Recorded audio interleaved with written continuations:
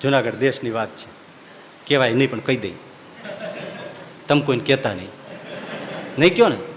હા બસ, હાવ ખાનગી, ભલે ટેકમાં થાય રેકોર્ડ,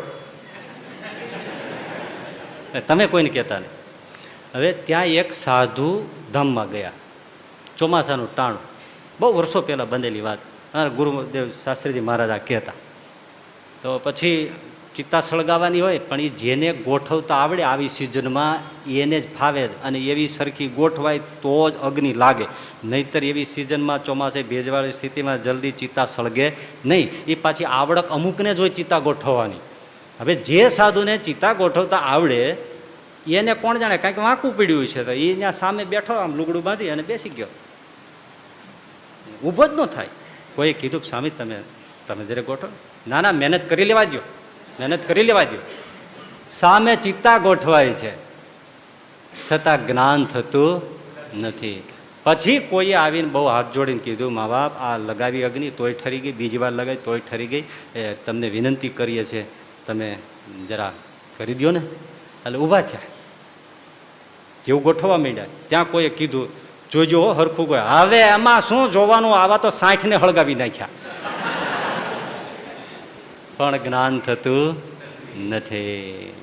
સ્મશાનમાં વૈરાગ્ય ઓછો હોય છે, ચિત્તા સળગતી હોય, બધા જ બેઠા હોય અને સૌ વાતું કરતા હોય ને એમ જ કરતા, અરે હાવ હાજા હારા હતા, ફાટ દઈને ફૂટી ગયા.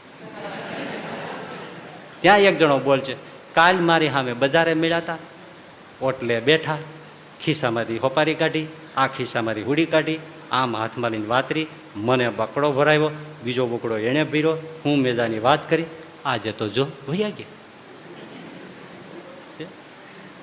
અરે ભાઈ ત્યાં બીજો કે ભાઈ આમાં તો એવું છે, એ ઓલા પૂનાભાઈ વિયાઈ ગયા, નાથાભાઈ વિયાઈ ગયા, મકનભાઈ વિયાઈ ગયા, બધાને વ્યૂ જવું છે, ખાલી હાથે છે ભાઈ, દુનિયા તો હા આવી જ છે, કાંઈ હારી આવતું નથી. આવી વૈરાગની વાતો થાય. આપણને એમ થાય કે બધા સીધા ગિરનારમાં જવાના છે, એવી વૈરાગની વાતો થાય. હાય ભગવાન સિવાય બીજું બધું ખોટું છે, કાવડિયા હોય, રૂપિયાના ભૂંગળા બધા પડ્યા રહે છે, કાંઈ હારી આવતું નથી ભાઈ. આ બાપા વૈયા ગયા, એના છોકરા હાટું મથીને થાક્યા, પણ એના છોકરાએ કાંઈ એના થોડા થાય છે. એ છેલ્લી અવસ્થામાં દુખી કરી નાખ્યા. આ હમણાં કે પૂરીબાઈ 3 અઠવાડિયા પહેલા ગુજરી ગયા, એના છોકરાઓએ એની વાહે જુવાર ખોબે ને ધોબે ઉડાડી હો, બીજો કે બહુ ઉડાડી હો, આખી બજારમાં જુવાર ઉડાડી, 5 ગુણી જુવાર ઉડાડી. ત્યાં ત્રીજો બોલ્યો કે એટલી જુવાર ડોસીને દીધી હોત ને તો હજી બેઠી હોત, આ ભૂખી મરી ગઈ. પાછળ ઉડાડ્યાનો અર્થ શું? એમ વૈરાગ્ય થાય પૂરેપૂરો સ્મશાનમાં થાય. શાસ્ત્રોમાં લખ્યું સ્મશાનાંતે, એટલે એક સ્મશાન વૈરાગ્ય નામ આવ્યું છે, સ્મશાન વૈરાગ્ય. બધાને એમ થઈ જાય કાંઈ નથી. મેં પહેલી વાર જ્યારે એક એક્સિડન્ટ જોયું તો 3 દી સુધી ભાવ્યું નહીં, આમ વયું જવા. બાજન રાજાએ પહેલી વાર જોયું તો ન વયો ગયા વનમાં, ક્યાં બંદૂક માર્યા, તીર માર્યા, તલવાર માર્યા, ભાલો મારીને માણસ મરી જાય, પણ આ ઊંટીઓ હાલતા મરી જાય. એ આશ્ચર્ય હતી. એને એમ થયું કે હા તમારું આમ થાય તો જંગલમાં વયો ગયો બાદશાહ, એને જ્ઞાન થઈ ગયું.